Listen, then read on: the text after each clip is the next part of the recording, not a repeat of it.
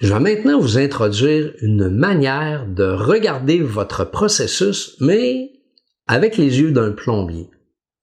On va parler du flow. Chaque processus peut être mesuré en termes de flow et si vous gardez ça en tête, ça va vous aider à identifier différentes unités de mesure ou différents indicateurs qui vont être pertinents dans votre cartographie. Le flow, FLO, fuite, longueur, ouverture. La grande majorité des organisations ressemblent à ceci. Que vous soyez dans un centre de santé ou que vous soyez dans une entreprise manufacturière ou dans un cabinet professionnel, vous avez une interaction entre différents processus et chaque processus peut être représenté sous forme de tuyaux. Pensez-y.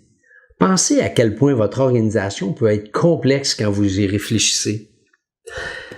Chaque processus peut être représenté comme un tuyau et dans chaque tuyau, il peut y avoir des fuites.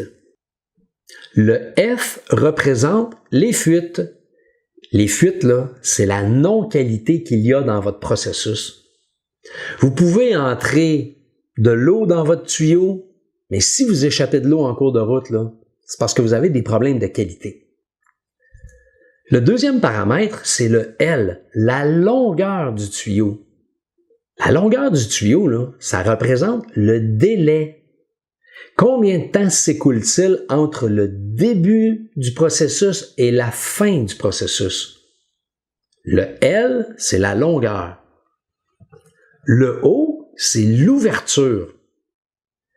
Qu'est-ce qui sort au bout de votre tuyau? Quelle est la productivité de votre tuyau? C'est quoi la productivité de votre processus? Avec tous les efforts que vous insérez dans votre processus, que ce soit en termes de ressources humaines ou ressources matérielles, toute l'énergie que vous insérez au début de votre processus, vous en perdez une partie à cause des fuites, elle prend un certain délai entre le début et la fin, mais vous allez être curieux de constater la quantité d'eau qui sort au bout de votre processus en fonction de l'énergie que vous insérez dans votre processus.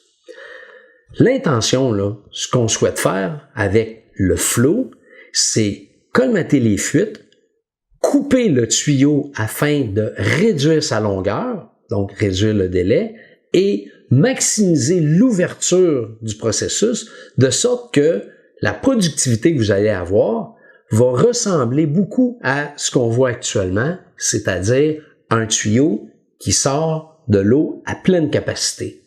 Le flow, fuite, longueur, ouverture.